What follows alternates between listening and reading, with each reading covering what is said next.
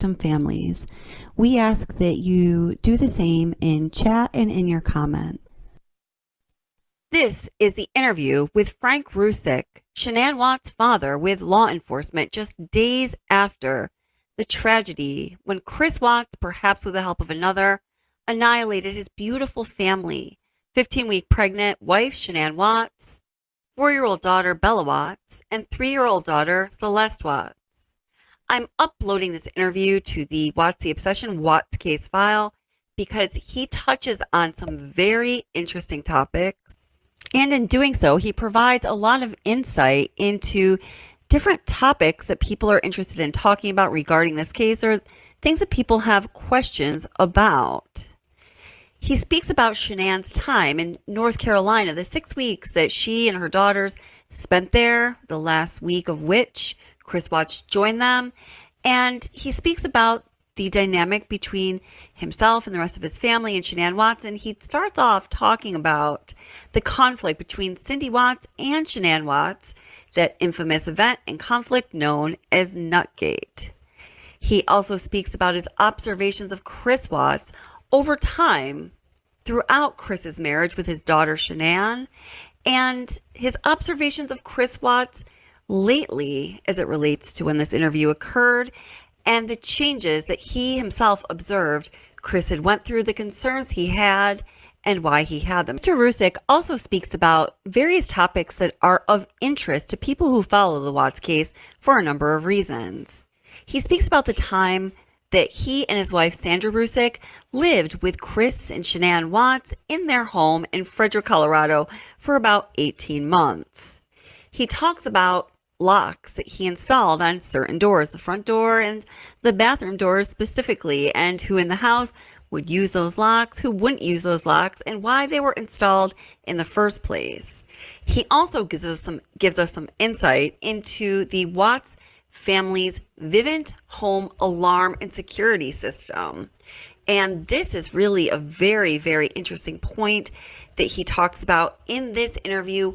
We will do a live stream successively focusing on what he says about the quirks in the Vivint alarm system and the alarm or notification that went off randomly, perhaps, or perhaps not so randomly, the morning of the tragedy, August 13th, 2018. This would specifically have to do with speculation people have about Chris Watts' mistress, Nicole Kessinger. I personally think one of the most interesting things he talks about is the relationship between each parent, Shanann and Chris, and Bella and Celeste, and how he observed that changing over time, particularly in the time just before the murders. Shanann Watts came home late that night, tired in the way only someone carrying both exhaustion and hope can be. She believed she was stepping back into familiarity, into the quiet safety of her own home, into a marriage she still thought could be repaired. Nothing in that moment suggested danger. The door didn't creak with warning. The house didn't feel wrong. And the man waiting inside was the same man she had trusted for years. That trust mattered more than strength, more than instinct, more than fear. Because when you feel safe, your guard comes down completely.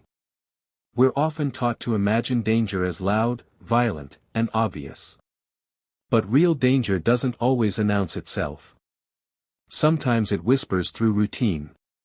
Through familiarity. Through love. Shanann didn't come home afraid, she came home believing tomorrow could be better. That belief quietly disarmed her. And that's what makes this story so terrifying. Chris Watts had spent years perfecting the art of being unthreatening. Calm voice. Passive manner. A personality that never raised alarms. To Shanann, he was not an enemy, he was her husband. The father of her children. The person she trusted most in the world. If stories like this pull you in, take a moment to subscribe, like, and share.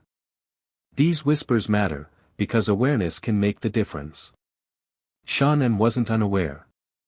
She wasn't careless. She was human. And when danger comes wrapped in familiarity, there is no moment to prepare, only a moment of shocked realization that arrives far too late. Trust is a powerful thing. It allows love to grow, families to exist, and lives to feel stable. But when misplaced, trust can also become a weapon. Shanann trusted Chris with her vulnerability, emotionally, physically, completely. She was pregnant. She was exhausted.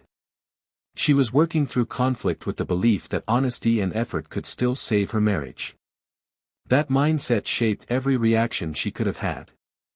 When betrayal is sudden and unimaginable, the brain doesn't leap into defense. It hesitates. Shock floods the senses. Disbelief interrupts instinct. The body freezes not because it is weak, but because the mind refuses to accept that the threat is real, especially when it comes from someone you love. This is the terrifying truth few people talk about. Shanann didn't fight back because, at first, there was nothing to fight against in her mind. The person in front of her didn't match the danger she was facing. And in those moments of confusion, seconds matter. Strength isn't just physical.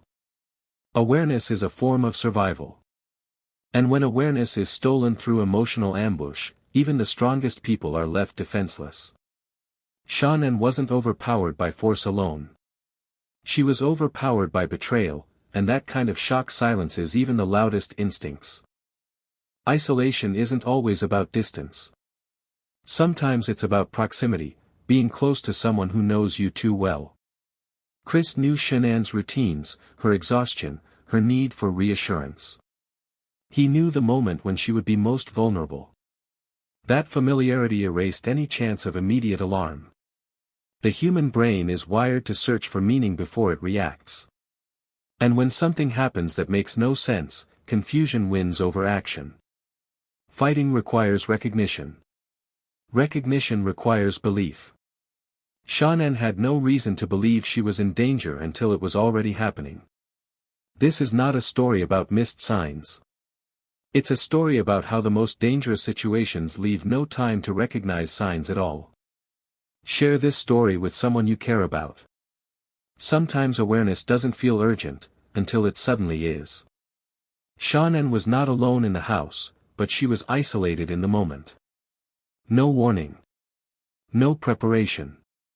Just the terrifying realization that the person she trusted most was not who she thought he was.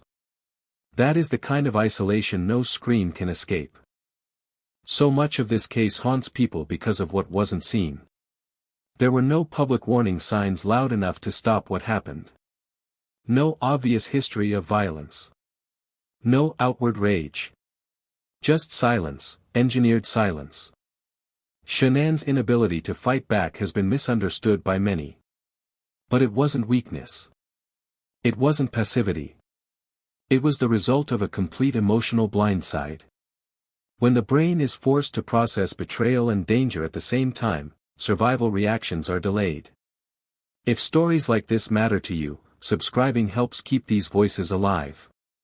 We often imagine victims as people who ignored red flags. But sometimes there are none. Sometimes danger wears patience instead of anger. Sometimes silence is intentional, not accidental.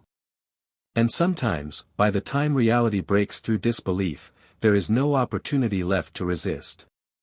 The most terrifying truth of this story is simple: Shanann couldn't fight back because the threat came from the last person on earth she expected to harm her. Her guard wasn't down because she was careless, it was down because she was home. This story isn't about blame. It's about understanding. About learning how betrayal can disable even the strongest instincts. About recognizing that danger doesn't always look dangerous. Like, comment, and share, because the more these stories are told, the harder it becomes to ignore the warning signs that do exist. Shanann Watts deserves to be remembered not as someone who failed to fight, but as someone who was robbed of the chance. Sometimes the most fatal whispers are spoken by the people we trust the most.